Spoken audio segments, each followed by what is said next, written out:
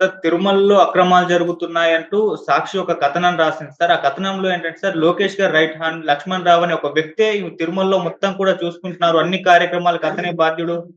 జరుగుతున్న అక్రమాలకు అతనే బాధ్యుడు అని చెప్పేసి ఒక కథనాలైతే రాయడం చూస్తున్నాం సార్. అసలు ఎవరు ఈ లక్ష్మణ్ రావు? మరి అతనెందుకు చూసుకుంటున్నాడు? నిజంగా అతను లోకేష్ గారి రైట్ హ్యాండేనా? మరి ఏం జరుగుతుంది సార్ తిరుమలలో? యాక్చువల్‌గా నిన్న సండే, ఆదివారం ఆంధ్రజ్యోతిలో రాధాకృష్ణ కొత్త పలుకులో కూడా కంప్లీట్‌గా తిరుపతి, తిరుమల తిరుపతికి సంబంధించిన యాక్సిడెంట్ ఏదైతే జరిగిందో స్టాంపీడ్ తొక్కిసలాట దాని గురించి తిరుమలలో ఉండే టీటీడీ బోర్డులో జరిగే గందరగోళం గురించి ఆయన కొత్త పలుకు రాశాడు. చంద్రబాబుకి అసలు అధికారులు చంద్రబాబు మాట వినట్లేదు అనేది ఆయన బలంగా చెప్పాడు. అయితే ఇప్పుడు సాక్షి ఒక కొత్త కథనాన్ని ప్రచురించింది. అదేంటంటే అసలు టీటీడీకి సంబంధించి టీటీడీ చైర్మన్ బిఆర్ నాయుడు కానీ, ఈవో శ్యామలరావు కానీ వాళ్ళు కాదు అథారిటీ అక్కడ.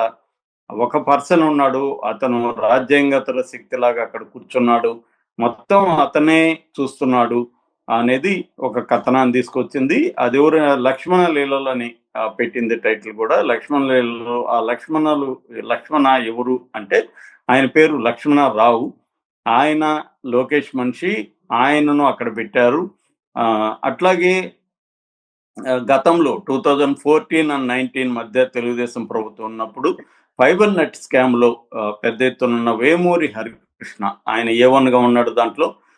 దాని మీద మనం కూడా చాలా సార్లు కథనాలు చెప్పుకున్నాం. ఆయన కూడా తిరుమలలోనే ఉన్నాడు. ఏఐని ఆర్టిఫిషియల్ ఇంటెలిజెన్స్ ని అనుసంధించడం కోసం ఈయన అక్కడ పెట్టినట్టుగా చెప్తున్నారు. అలాగే లక్ష్మణ్ రావు ఎవరంటే మన లోకేష్ రైట్ హ్యాండ్ అని అతన్ని అక్కడ పెట్టారని, అతను అదనపు ఏవో అడిషనల్ ఈవో వెంకయ్య చౌదరి ఆఫీసులోనే అతను కూర్చోబెట్టి వెంకయ్య చౌదరిని డమ్మింగ్ చేసేసి మొత్తం అడిషనల్ ఈవో లక్ష్మణ్ రావే ఉన్నట్టుగా చేస్తున్నాడని చెప్తున్నారు. ఇటు పరకామని కావచ్చు, పోర్టు కావచ్చు, విరాళాలు కావచ్చు, టీటీడీకి సంబంధించిన ఫైల్స్, టెండర్స్ మొత్తం అతనే చూసుకుంటున్నాడు. అంటే ఎవరెవరు ఎక్కువ విరాళాలు ఎవరు ఇస్తున్నారు, వాళ్ళ బ్యాక్గ్రౌండ్ ఏంటి, వాళ్ళు ఎందుకు ఇంత విరాళాలు ఇస్తున్నారు, ఇవన్నీ డేటా ఎప్పటికప్పుడు లోకేష్కి అందించాలి.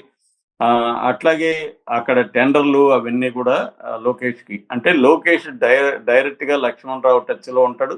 ఒక రకంగా లోకేష్ టీటీడీ బోర్డుని నడిపిస్తున్నాడు అన్నట్టుగా వీళ్ళు రాశారు. ఇది ఎంత నిజం అనేది మనకు తెలియదు.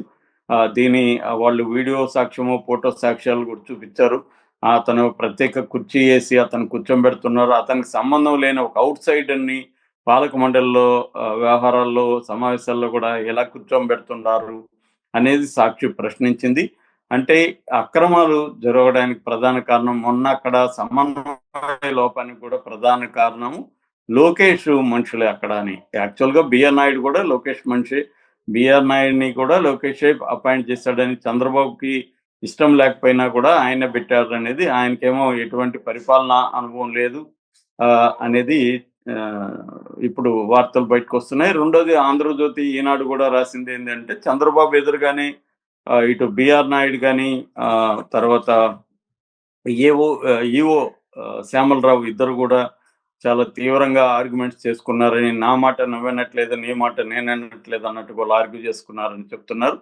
సో క్లియర్గా మనకేందంటే తిరుమలలో సమన్వయ లోపం ఉంది అనేది తెలిసింది. ఇప్పుడు ఈ లక్ష్మణ్ రావే దీనికి ప్రధాన కారణము.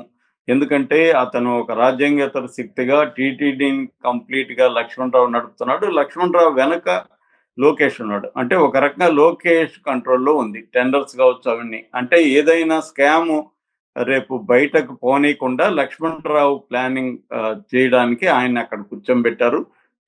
అట్లాగే ప్రముఖ వ్యక్తులు ఎవరు వచ్చినా కూడా తిరుమల తిరుపతి దేవస్థానానికి లక్ష్మణ్ రావు వాళ్ళని డీల్ చేసే విధంగా, అంటే డైరెక్ట్ గా లోకేష్ కి కాంటాక్ట్స్ డెవలప్ అయ్యే విధంగా పెట్టుకున్నారు.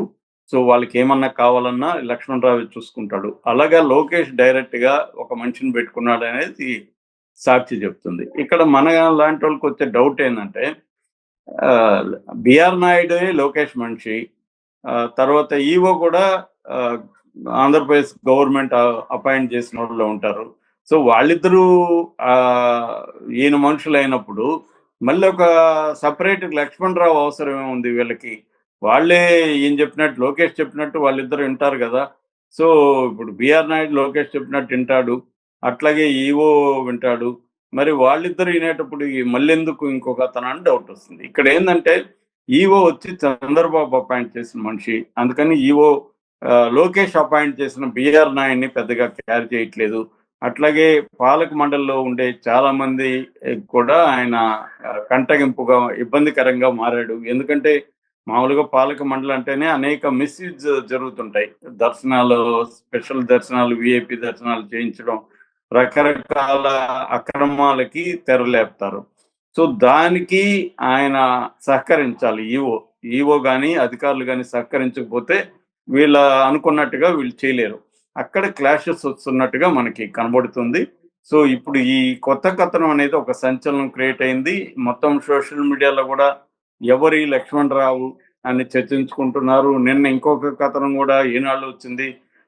వైజాగ్ లో కిలాడి అని ఒకటి వచ్చింది. అక్కడ ఆస్తుల్ని కబ్జా చేస్తున్నారు. నా కిలాడి కూడా లోకేష్ మనిషి అని చెప్తున్నారు. అక్కడ సానా సతీష్ ని చానా గై అన్నట్టుగా రాస్తున్నారు. సో అంటే సానా సతీష్ ఆ కిలాడి కలిసి అక్కడ ల్యాండ్ గ్రాబింగ్ పాల్పడుతున్నారని. ఓవరాల్ గా గతంలో కూడా ఈ ఆరోపణలు వచ్చాయి. అంటే లోకేష్ ఒక క్వార్టర్ మెయింటైన్ చేస్తాడు, వాళ్ళే అన్ని డిసైడ్ చేస్తుంటారని. ఇక్కడ కూడా ఇప్పుడు అదే జరుగుతుంది. అందుకనే పవన్ కళ్యాణ్ కూడా ఇది తెలియడం వల్లనే పవన్ కళ్యాణ్ డైరెక్ట్ గా లోకేష్ యాంటీగా ఎక్కడ మాట్లాడకుండా ఇండైరెక్ట్ గా ఎక్కడికక్కడ నేను అనుకుంటే ఎవరైనా నా మాట వినాల్సిందే, చంద్రబాబు అయినా ఇంకొకరైనా నా మాట వినాల్సిందే అన్న పద్ధతిలో పవన్ కళ్యాణ్ చాలా జాగ్రత్తగా, స్ట్రాటజిక్ గా టైం చూసి కొడుతున్నాడు అనేది చెప్తున్నారు. గతంలో హోమ్ మినిస్టర్ అనిత విషయం కావచ్చు, తర్వాత కాకినాడ విషయం కావచ్చు, లడ్డు వివాదంలో కావచ్చు, ఇప్పుడు తిరుపతి తొక్కిసలాట్లో కావచ్చు, ఇలాగా ప్రతి కీలకమైన సన్నివేశంలో కూడా పవన్ కళ్యాణ్ ఎంటర్ అయ్యి, నేను ఎంటర్ అవ్వనంత వరకే లోకేష్ బలం ఉంటది, నేను వన్స్ ఎంటర్ అయినాక లోకేష్ లేదు, ఇక్కడ ఎవరు లేరు, నేనే సుప్రీము అన్న ఒక పద్ధతిలో పవన్ కళ్యాణ్ బిహేవ్ చేస్తున్నాడు. దీనికి ప్రధాన కారణం పవన్ కళ్యాణ్ వెనక మోడీ ఉన్నాడు. మోడీ సపోర్ట్ పవన్ కళ్యాణ్ పుష్కలంగా ఉంది. అందుకని చంద్రబాబు కూడా పవన్ కళ్యాణ్ ఎక్కడైనా చెప్పినప్పుడు తలగ్గాల్సి వస్తుంది. సో లోకేష్ పెట్టిన బిఆర్ నాయుడు దగ్గర సారీ చెప్పించడంలో పవన్ కళ్యాణ్ సక్సెస్ అయ్యాడంటే అర్థమేమి? లోకేష్ కంటే కూడా నేనే పవర్ఫుల్ అనేది పవన్ కళ్యాణ్ నిరూపించడానికి ఈ సన్నివేశాన్ని ఉపయోగించుకున్నాడు. పవన్ కళ్యాణ్ క్లియర్ గా తెలుసు బిఆర్ నాయుడు లోకేష్ పెట్టిన వ్యక్తినే. మరి అలాంటప్పుడు బిఆర్ నాయుడు సారీ చెప్పాలని పవన్ కళ్యాణ్ పట్టుబట్టడం ఏంటి? ఆయన సారీ చెప్తాడు, ఓకే, అది ఆయన ప్రాబ్లం. బిఆర్ నాయుడు సారీ చెప్పాలా లేదా అనేది చెప్పాల్సింది ఎవరు? చంద్రబాబు. కానీ పవన్ కళ్యాణ్ ఎలా చెప్తాడు? ఆయనకేమీ రాజ్యాంగ పదవి లేదు, ఏమి లేదు, ఆయన ఒక మంత్రి అనేది ఇప్పుడు సర్వత్రా చర్చనీయాంశమైంది. అంటే ఈ పవర్ స్ట్రగుల్ ఒకటి జరుగుతుంది అనేది ఇప్పుడు వార్తలు వస్తున్నాయి. అది కోల్డ్ వార్ గా ఉంది, అది ఎప్పుడు హాట్ వార్ గా మారుతుంది.